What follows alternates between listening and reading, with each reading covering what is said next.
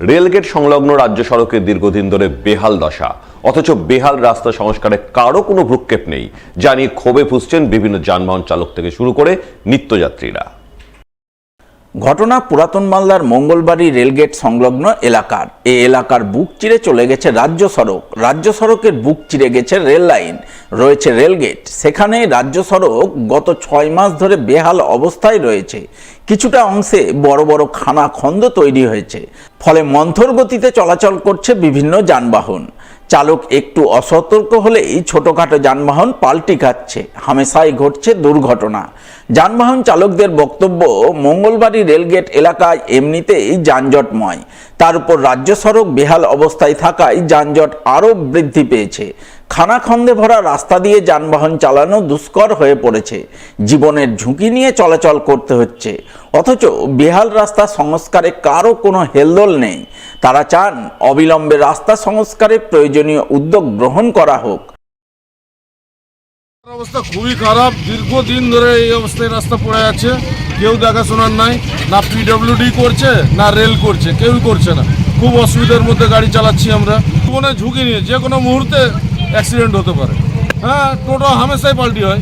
আচ্ছা, কি চাইছেন আপনারা? আমরা চাইছি অতি সত্বর যেন রাস্তাটা রিপেয়ার হয়ে যায়, মরণ ফাঁদ হয়ে আছে। এই বিষয়ে মালদা কেন্দ্রের বিজেপি বিধায়ক গোপাল চন্দ্র সাহাকে ধরা হলে তিনি বলেন, মঙ্গলবাড়ি রেলগেট সংলগ্ন এলাকার রাস্তা রেল প্রশাসনের অধীনে পড়ে, তাই এই বিষয়ে তিনি রেলের কাটিহার ডিভিশনের ডিআরএমকে চিঠি দিয়ে রাস্তা সংস্কারের দাবি জানিয়েছেন। আশা করছেন দ্রুত সমস্যার সমাধান হবে। মঙ্গলবাড়ি রেলগেট আমাদের মালদা শহরে ঢোকার জন্য মেন রাস্তা হচ্ছে ওটাই। সেখান দিয়ে প্রতিনিয়ত মোটর ভেহিকেলস এবং সমস্ত কিছু যানবাহন যাতায়াত করে, আমরা প্রত্যেকেই যাই ওখান দিয়ে। তো সেই রেলগেট একটা সমস্যা বটে, এটা ঠিক, ওটা মেনটেন করা দায়িত্ব রেলের, এটা ঠিক। আমরা ডিআরএম কাটিহার, ওটা এনএফএলের আন্ডারে পড়ে।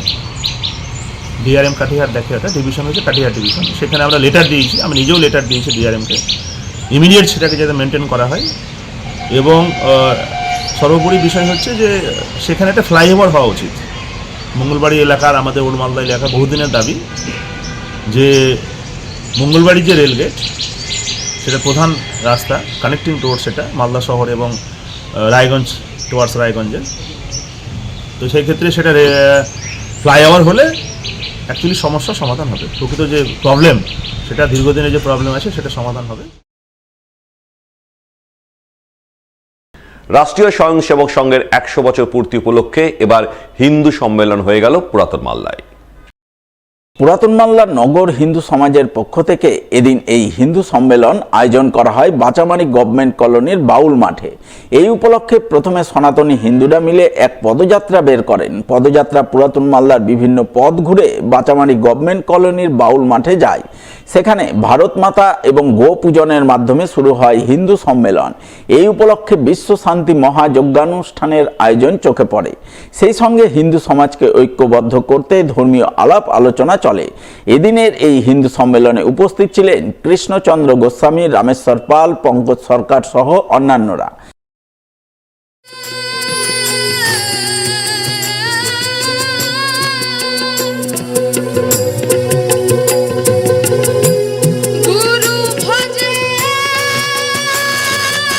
রাষ্ট্রীয় স্বয়ংসেবক সংঘের 100 বছর পূর্তি, সেই 100 বছর পূর্তি উপলক্ষে সমস্ত হিন্দু সংগঠনের যে কাজ, অর্থাৎ হিন্দুদেরকে সুন্দরভাবে তার নিজের জীবনযাপন কীভাবে এগিয়ে যাবে, ভারতবর্ষ হিন্দুস্থান, এই হিন্দুস্থানকে আরও কী করে সুন্দর করা যায়, সেই জন্য আজকে যজ্ঞের মাধ্যমে আমরা সমস্ত 8 নম্বর, 9 নম্বর এবং আরও আশেপাশে 7 নম্বর এই সমস্ত ওয়ার্ডের যত হিন্দুরা আছে সবাইকে একত্রিত করে তাদের দুপুরে ভোজনের ব্যবস্থা, এছাড়া যজ্ঞের মধ্যে দিয়ে আমরা শান্তি, সকলের শান্তি কামনা করছি। অন্যদিকে মালদার বুলবুলচন্ডী বোরিং ডেভেলপমেন্ট সোসাইটির উদ্যোগে এক বেসরকারি বিদ্যালয়ের বার্ষিক মিলন উৎসব হয়ে গেল রবিবার। এই উপলক্ষে এদিন বিদ্যালয় প্রাঙ্গণে নানান বর্ণময় অনুষ্ঠানের আয়োজন চোখে পড়ে। অনুষ্ঠানে অংশ নেয় বিদ্যালয়ের বিভিন্ন বয়সী ছেলেমেয়েরা। তারা নাচ, গান, আবৃত্তি পরিবেশন করে মঞ্চ মাতিয়ে তোলে। সেই সঙ্গে সংস্থার বিশিষ্ট শিল্পীরা মঞ্চে নৃত্যানুষ্ঠান পরিবেশন করেন। এছাড়াও বার্ষিক মিলন উৎসব উপলক্ষে বিশিষ্ট জনেদের সংবর্ধনা জ্ঞাপনের ছবি নজরে আসে।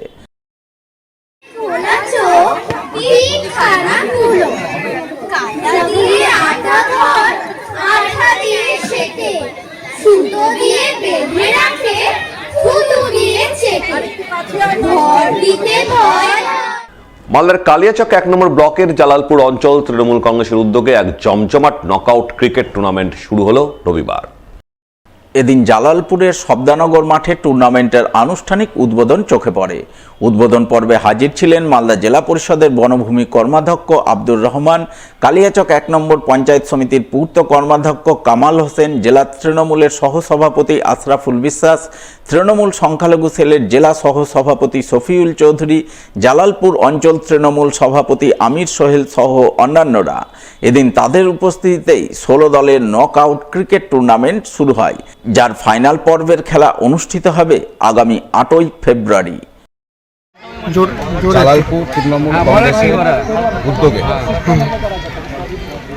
একটা ক্রিকেট টুর্নামেন্টের আয়োজন করা হয়েছে, যা 8 দিন ব্যাপী চলবে। 16টি দল নিয়ে খেলা হচ্ছে। খেলা মাঠে প্রত্যেকটা যুবক ছেলে মেয়েদেরকে আসার জন্য যে উদ্যোগটা নিয়েছে তার জন্য ধন্যবাদ জানাচ্ছি। মালদা তৃণমূল কংগ্রেসের তরফ থেকে আমাদের জালালপুর অঞ্চলের সমস্ত তৃণমূলের কর্মী, অঞ্চল কমিটি, অঞ্চল নেতৃত্বে যারা রয়েছে এবং বিশেষ করে আমাদের সোহেল ভাই চৌধুরী আছে, কামাল আছে, তাদেরকে যে আমাদের এই বর্তমান সমাজে যুবক ছেলেরা যেভাবে মোবাইলে আসক্ত হয়ে গেছে, মোবাইলের বাইরে তাদের কোনো জগৎ নেই, তার জন্য তারা যে খেলার উদ্যোগটা নিয়েছে লোকাল ছেলেদেরকে নিয়ে, একটা ভালো একটা উদ্যোগ যে তারা যেন মোবাইল থেকে দূরে এসে মাঠমুখী হয় এবং মাঠে খেলাধুলায় তারা যেন নিজেকে নিয়োজিত করে, তার জন্য তাদেরকে ধন্যবাদ জানাই।